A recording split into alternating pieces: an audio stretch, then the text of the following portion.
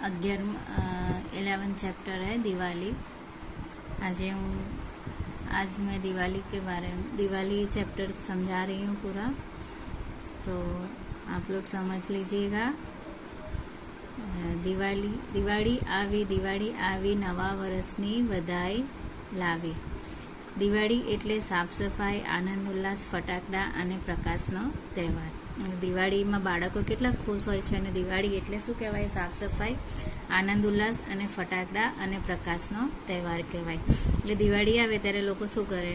ઘરની સાફ સફાઈ કરે, પછી ખુશ રહે છે। બાળકો કેટલા ખુશ રહે છે, ફટાકડા ફોડે છે અને પ્રકાશનો તહેવાર છે।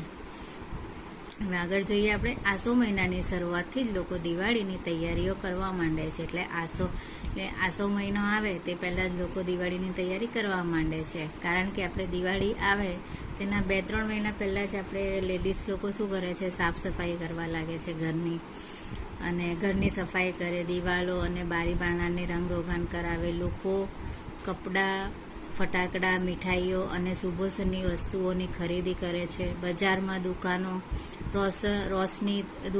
રોશનીથી જળજળી ઉઠે છે। એટલે બજારમાં દુકાનો કેવી હોય છે? રોશની, એટલે બધી જગ્યાએ કેવી દુકાનમાં અને રસ્તાઓ પર કેવી રીતના લાઇટમાં રંગબેરંગી લાઇટ લગાવેલી હોય છે।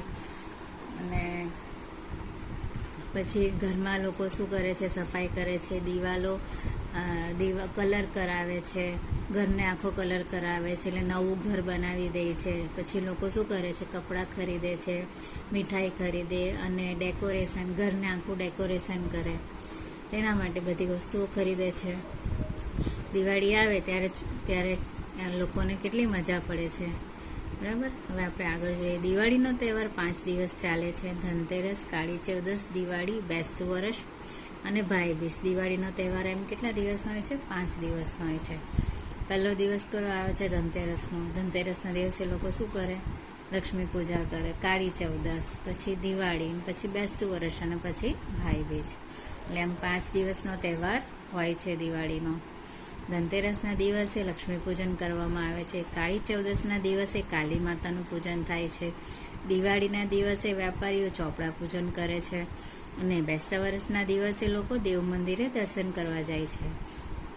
પોતાના સગાવાલા અને મિત્રોને નવા વર્ષની શુભેચ્છાઓ પાઠવે છે। ભાઈબીજના દિવસે બહેનના ઘરે ભાઈ જાય છે। બહેન ભાઈને પ્રેમથી જમાડે છે, અને ભાઈ બહેનને ભેટ આપે છે, બરાબર। એટલે આમ 5 દિવસનો તહેવાર હોય છે, બરાબર।